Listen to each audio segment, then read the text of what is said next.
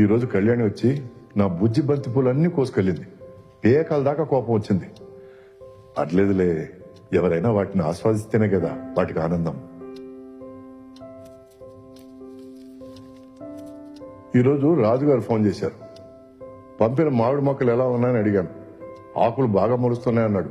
మంచిదే, ఇంకో 10 పంపినా అని అడిగితే మామిడికాయ టేస్ట్ చేసిన తర్వాత చెప్తానన్నాడు.